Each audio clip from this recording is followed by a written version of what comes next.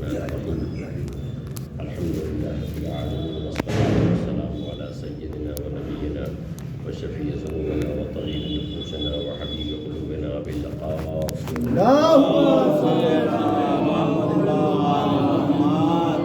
وآله الطيبين الطاهرين المعصومين ولعنة الله على أعدائهم أجمعين من يومنا هذا إلى قيام يوم الدين بعد وقد قال الله تبارك وتعالى في كتابه الكريم بسم الله الرحمن الرحيم قل لا أسألكم عليه أجرا إلا المودة في القربى صلوات القربى اللهم صل على محمد. عشاء کریمہ کے ذیل میں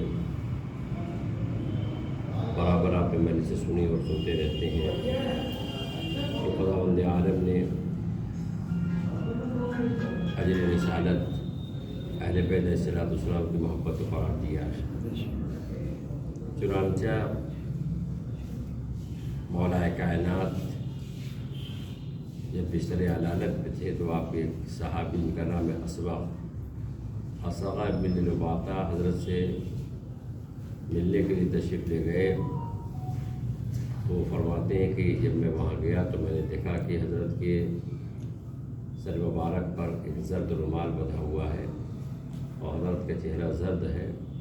میں نے حضرت کو دیکھا تو زار قطار رونے لگا تو حضرت نے فرمایا کہ لا توقع یا اسبق رو نہیں، میں جنت میں جا رہا ہوں. تو جناب صاحب نے کہا ہاں مجھے یقین ہے آپ جنت میں جا رہے ہیں، لیکن مولا میں اس لیے رو رہا ہوں کہ آپ ہم سے جدا ہو رہے ہیں اور علمی سلسلہ اب ختم ہو جائے گا اس اعتبار سے کہ آپ کے دہن مبارک سے حدیث نہیں سن سکیں گے. اس اعتبار سے ختم ہو جائے گا کہ آپ سے ورنہ کے بعد محمد صلی اللہ علیہ وسلم نہیں ہے، آپ سے حدیث سننے کا سلسلہ ختم ہو جائے گا. تو مولا میں یہ چاہتا ہوں کہ آپ جاتے جاتے مجھے کوئی حدیث رسول سنا کے جائیں گے. یہ بڑی خاص بات ہے کہ مولوی صاحب مولا کائنات نے آخری وقت میں کون سی حدیث پڑھی، وہ کون سی حدیث سنی. جب آخری وقت میں کوئی آدمی بات کرتا تو بڑی اہمیت کی حامل ہوتی ہے. اب وہ ایسے وقت میں کہہ رہے ہیں کہ بستر علالت پر ہیں، 20ویں ماہ مبارک رمضان نے کس کی شہادت. تو اب آپ بتائیے ایسے ناسک وقت میں وہ کہہ رہے مولا کوئی حدیث سنائیے. آپ یوں سمجھیے کہ کسی عالم بستر علالت کو ہو، کمزور ہو، زخمی ہو اور اس سے آپ کہیں کہ کوئی حدیث سنائیے تو ظاہر سے اس کے لیے مسئلہ ہوگا. لڑکے بولے تو اجازت نہیں دیں گے کہ آپ ان کو زحمت دیجیے. اور یہاں اسبق کہہ رہے ہیں کہ مولا آپ کوئی حدیث سناتی ہو جائیے. حضرت نے یہ نہیں کہا کہ اسبق میں تو حالت غیر ہے اور میں تو قاصر ہوں حدیث سنانے سے، لیکن مولا کائنات نے حدیث سنا. تو آپ اندازہ لگائیے کہ اس وقت ایسے وقت میں کہ مولا نے حدیث سنائی ہوگی، وہ حدیث کتنی اہمیت کی حامل ہوگی. اچھا وہ حدیث جو حضرت سنائی تو ظاہر ہے کہ وہ نماز سے متعلق سنائی، روزے سے متعلق سنائی، اصول دین سے متعلق سنائی، قرب دین سے متعلق سنائی. تو ایک بہت اہمیت کی حامل وہ حدیث ہے. وہ کہتی ہیں کہ اسبق سنو کہ ایک بار پیغمبر علیہ السلام نے مجھے بلایا اور کہا علی جاؤ اور مسجد میں لوگوں کو اکٹھا کرو اور جب لوگ آ جائیں تو تم پر جاؤ، ہم تو سنائے ہلائی کے بعد تم حدیث پڑھو. وہ حدیث حضرت نے نقل کی. اسبق کہتے ہیں کہ میں نے رسول کے حکم کے مطابق اعلان کر دیا، لوگوں کو بلایا، مجمع آ گیا. جب مجمع آ گیا تو منبر پہ گیا، خدا کی حمد و ثنا کی. حمد و ثنا کے بعد میں نے کہا کہ حضور نے فرمایا ہے، وہ حدیث میں نے نقل کی. اس حدیث کا ترجمہ یہ ہے کہ بے شک اللہ کی لعنت ہو، رسول کی لعنت ہو، فرشتوں کی لعنت ہو اور خود میری لعنت ہو. حضور نے فرمایا، پیغمبر اسلام نے فرمایا کہ اللہ کی لعنت، مرسلین کی لعنت، مقرب فرشتوں کی لعنت و لعنتی اور میری لعنت اس شخص پر جو اپنے باپ کو چھوڑ کے اپنے کسی اور سے منسوب کرے، جو اپنے باپ کو چھوڑ کر اپنے کسی اور سے منسوب کرے اور اپنے مولا کو چھوڑ کر کسی اور سے محبت کا دم بھرے اور کسی مزدور کی مزدوری نہ دے. یہ حدیث آپ نے پڑھ دی. اور جب حدیث پڑھ دی تو اس کو ہنگامہ ہو گیا، لوگ کھڑے ہو گئے. سب آپ بتائیے وہ باپ کون ہے، آپ بتائیے وہ مولا کون ہے، آپ بتائیے وہ مزدور کون ہے. بھائی ظاہر ہے کہ 4 لعنتیں، اللہ کی لعنت، فرشتوں کی لعنت، انبیاء کی لعنت، خود پیغمبر اسلام کی لعنت اس شخص پر جو اپنے کو اپنے باپ کے علاوہ کسی اور سے منسوب کرے، جو اپنے مولا کو چھوڑ کر کسی اور سے محبت کا دم بھرے، مزدور کی مزدوری نہ دے. تو ظاہر ہے کہ ایک ہنگامہ حالات پوچھا بتائیے وہ باپ کون ہے، بتائیے وہ مولا کون ہے، بتائیے وہ مزدور کون ہے۔ مولا فرماتے ہیں کہ میں آیا پیغمبر اسلام کے پاس، کہا میں نے تو پیغام پہنچا دیا جو یہ کہہ رہے ہیں، کہا جاؤ علی اور جا کر کے ان سے کہہ دو کہ انا ابوکم، میں تمہارا باپ ہوں۔ یعنی پیغمبر اسلام فرماتے ہیں کہ جا کر دے کہ میں، یعنی پیغمبر اسلام خود اپنے لیے کہہ رہے ہیں انا ابوکم، میں تمہارا باپ ہوں، انا مولاکم، میں تمہارا مولا ہوں، انا اجیرکم، میں تمہارا مزدور ہوں۔ تو پیغمبر نے اپنے کو اب کہا کہ میں تمہارا باپ ہوں، اپنے کو مولا کہا۔ پیغمبر اسلام نے فرمایا کہ انا ابوکم، میں تمہارا باپ۔ لیکن آج پر غور کیجئے گا تو صرف پیغمبر ہی باپ نہیں ہے، بلکہ پیغمبر اسلام مولا کائنات ہی باپ ہے۔ وہ کیسے؟ وہ حدیث ہے یا علی انا و انت ابوا هذه الامت، اے علی میں اور تم دونوں اس امت کے باپ ہیں۔ اس کا مطلب صرف ابوکم میں تو پیغمبر اسلام ہی نہیں ہے، مولا کائنات بھی ہے۔ اس کے بعد کہا کہ انا مولاکم، میں ہی تمہارا مولا ہوں۔ رسول نے فرمایا میں ہی تمہارا مولا ہوں۔ لیکن اگر مولا پر غور کیجیے گا تو رسول ہی صرف مولا نہیں ہے، بلکہ مولا کائنات ہی مولا ہے۔ اس لیے کہ یہ حدیث جو آپ نے غدیر میں اپنے دہن مبارک سے بیان کی، من کنت مولا فہذا علی مولا، مولا علی بھی ہیں، مولا رسول اسلام بھی ہیں۔ اب اس کے بعد تیسرا فقرہ ہے کہ انا اجیرکم، میں تمہارا مزدور ہوں۔ تو لوگوں نے کہا کون مزدور ہے؟ کہا انا اجیرکم، میں تمہارا مزدور ہوں۔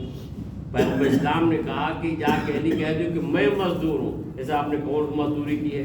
صاحب میں نے پوری رسالت پہنچائی ہے، سارے احکامات بتائے ہیں، نماز پڑھنے کا سلیقہ بتایا، زکوٰۃ کیا ہے، خمس کیا وغیرہ سارے احکامات میں نے وضاحت کیے، انا اجیرکم، میں تمہارا مزدور ہوں۔ تو مجمع نے کہا کہ صاحب آپ مزدور تو آپ کی مزدوری کیا ہے؟ تو حضور نے فوراً فرمایا قل لا اسالکم علیہ اجرا الا المودۃ فی القربى، میرے جیسے مزدور کی مزدوری یہ ہے کہ اہل بیت سے محبت کی جائے۔ اگر کوئی نماز پڑھے اہل بیت سے محبت نہ کرے، روزہ رکھے اہل بیت سے محبت نہ کرے، زکوٰۃ دے اہل بیت سے محبت نہ کرے، حج کرے اہل بیت سے محبت کرے، تو مزدور کی مزدوری ادا نہ ہوئی۔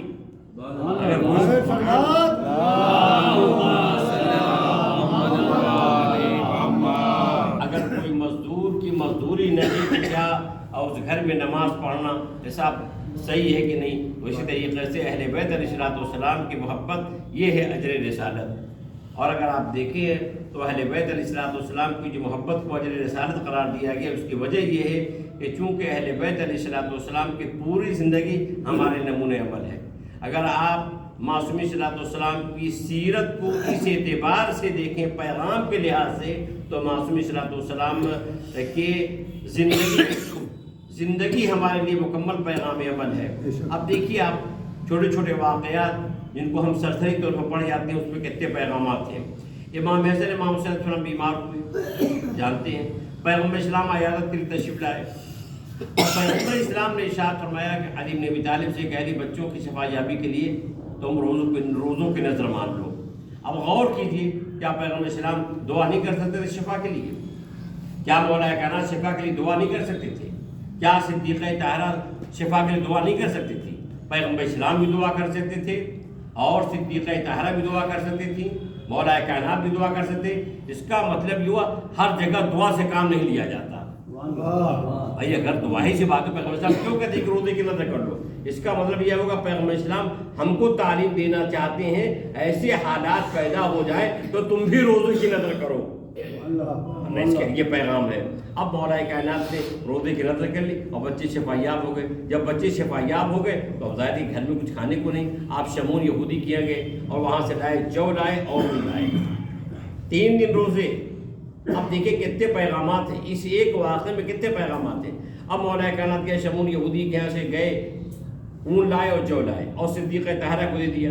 صدیقہ طاہرہ نے بھی جو کے بھی 3 حصے کیے، اون کے بھی 3 حصے کیے۔ کیوں؟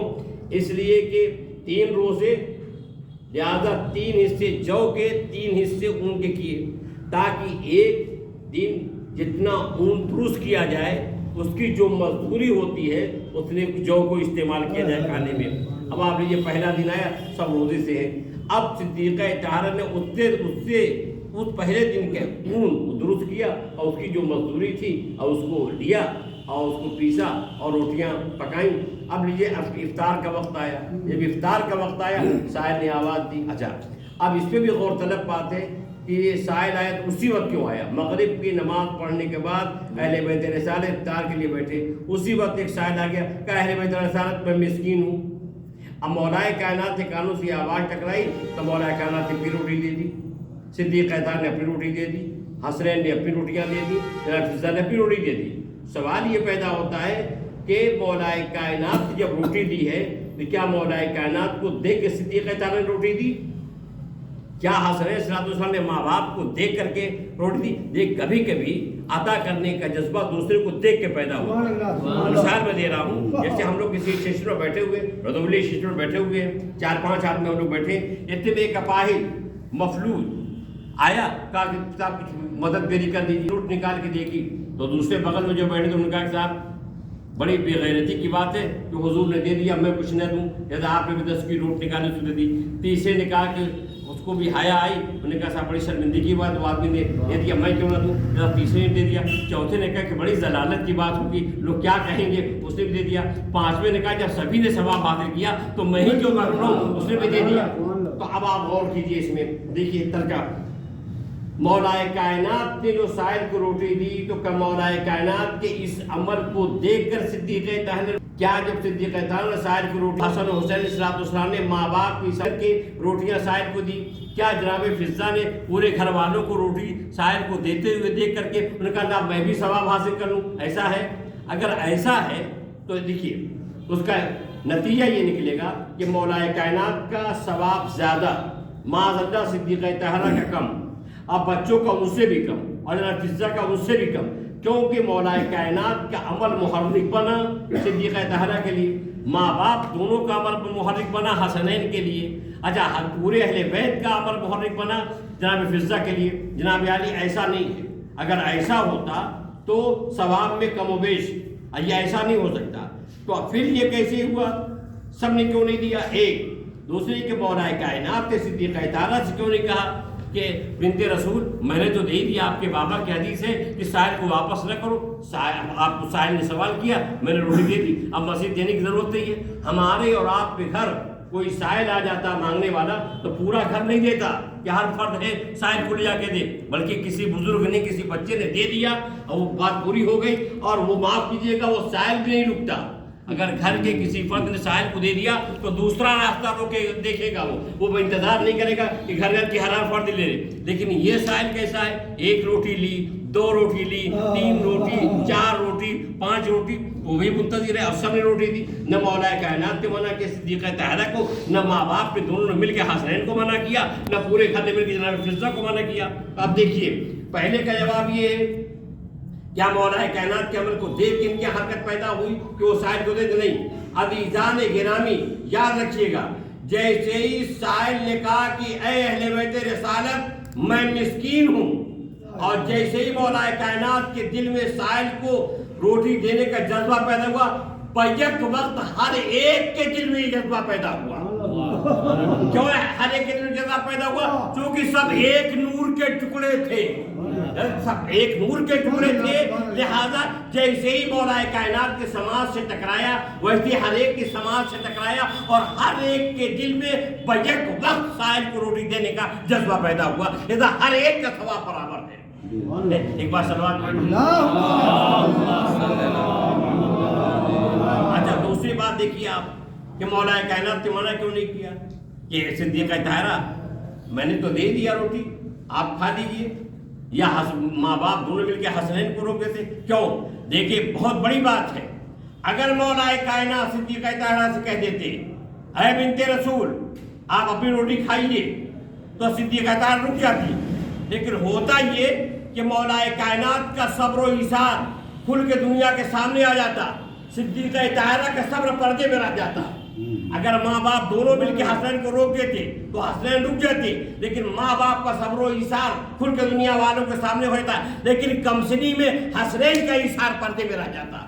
اگر پورا گھر مل کر کے جناب فضا کو روک دیتا، جناب فضا رک جاتی، لیکن دنیا کو پتہ نہ چلتا کہ عصمت کے ماحول میں اگر پرورش ہو جائے تو حسین معصومہ کا عمل بھی معصومین کے عمل کے برابر جیسا ہوتا ہے، ان کے برابر ہوتا ہے۔ آپ نے دیکھا کہ اس میں کیا اگر مولا کائنات روتے ان کا سب کھل کے دنیا کے سامنے آ جاتا ہے، ان کا سب، لہٰذا مولا کائنات کسی نے منع نہیں کیا تاکہ سب کا سب کھل کر کے سامنے آ جائے۔ اب ذرا سا میں ختم کر رہا ہوں۔ اب بات ہمارے اور آپ کے ہاں اگر سب روزے سے ہوں اور باقاعدہ افطاری کا اہتمام انتظام ہو، کوئی مانگنے والا آ جائے، آپ بہت سخی ہیں، بہت ایثار کرنے والے ہیں، آپ نے پورا کھانا اٹھا کر کے مانگنے والے کو دے دیا، اس کے بعد آپ کیا کریں گے؟ ہر گھر کا یہ طریقہ ہے، ایسا ہو جائے تو ہر گھر والے یہ کریں گے، ارے بھائی سب کچھ موجود ہے، دیر صحیح کھانا بنا لو، کھانا پکا لو، سب کھا لیں گے، ٹھیک ہے، لیکن آپ بتائیے کیا اہل بیت رسالت کی روٹیاں پکی؟ نہیں پکی، تو کیا مجبوری تھی؟ اگر جو نہ ہوتا تو مجبوری تھی، لیکن جو موجود ہے تو مولا کائنات نے کیوں نہیں کہا کہ صدیقہ طاہرہ جو تو موجود ہی ہے، آپ پیس لیجئے، پیس کے روٹیاں پکا لیجئے؟ تو حسنین نے کیوں نہیں کہا مادے گرامی جو تو ہے، یہ مجبوری کیسی؟ جو پیسیے روٹیاں پکا لیجئے۔ حضرت جناب فضہ کہتی کہ شہزادی آپ کو بول دیجئے میں حاضر ہوں، جو پیستی ہوں روٹیاں پکا سب کھا لیں گے۔ نہ مولا کائنات نے کہا، نہ صدیقہ طاہرہ نے سوچا، نہ حسنین السلام نے کہا، نہ جناب فضہ نے کہا، کیوں نہیں کہا؟ کہنے کی بات تھی بھئی ہمارے اور آپ کے ہمارے بچے کہیں گے کہ امی کھانا بنائیے، امی کھانا پکائیے، سب کچھ تو ہے ہی ہے۔ اگر جو نہ ہوتا تو مجبوری ہوتی، چونکہ جو ہے لیکن کیوں نہیں؟ عزیزان گرامی سمجھیے واقعے کو، اور واقعے کی روح کو سمجھنے کی کوشش کیجیے کہ واقعے کی روح کیا ہے۔ اب دیکھیے مثال کے طور پر یہاں ندوی صاحب کے سارے پنکھے بند ہیں، لائٹ خراب ہے، ندوی صاحب نے ایک شخص کو دیا 1000 روپیہ، کہا بھیا ایسا ہے کہ لا کے لائٹ درست کر دینا، وہ لے گیا، اب 2 دن غائب۔ اب جناب عالی وہ پیسہ جو 1000 ندوی صاحب نے دیا ہے وہ اس کی ملکیت نہیں ہے، کیا ملکیت نہیں ہے؟ کیونکہ ابھی کام نہیں ہوا ہے، کام نہیں ہوا ہے، ابھی وہ امانت ہے۔ جب وہ مزدور جا کے مستری آ کر کے لائٹیں سب درست کر لے گا، جب مزدوری کا حق پیدا ہو جائے گا تب وہ امانت نہیں ہوگی، آپ کی مزدوری ہوگی۔ مولا کائنات جو لائے ہیں ان کی مزدوری میں، چونکہ ابھی جو اون درست نہیں کیا گیا ہے، مزدوری کا حق نہیں پیدا ہوا ہے، اس لیے جو نہیں استعمال کیا گیا۔ جب دوسرا دن آئے گا اون درست کر لیا جائے گا، جب مزدوری کا حق پیدا ہو جائے گا تب جو پیچھے جائیں گے روٹیاں بنیں گی۔ دیکھیں یہ ہے عزیزان گرامی کہ ابھی وہ جو کیا ہے؟ امانت ہے، ابھی ملکیت نہیں ہے، کیونکہ ابھی اون درست نہیں کیا گیا ہے۔ اب آپ جب ماں گھر والے اتنا اہتمام کرتے ہیں تب اسے گھر میں پرورش پانے والے بچے اہم مقامات اور اہم مراتب و منازل پہ پہنچتے ہیں۔ تو عزیزان کرام اس سے پیغام ہے، اس سے پیغام یہ نکلا کہ جب تک کہ اگر ہم نے کسی کے کام کے لیے پیسے لے لیے ہیں تو جب تک وہ کام نہ ہو جائے وہ امانت ہے، ہماری ملکیت نہیں ہے۔ جب وہ کام ہو جائے گا تب ہماری ملکیت ہوگا۔ یہ ہے پیغام ہے۔ ایک بار سلوات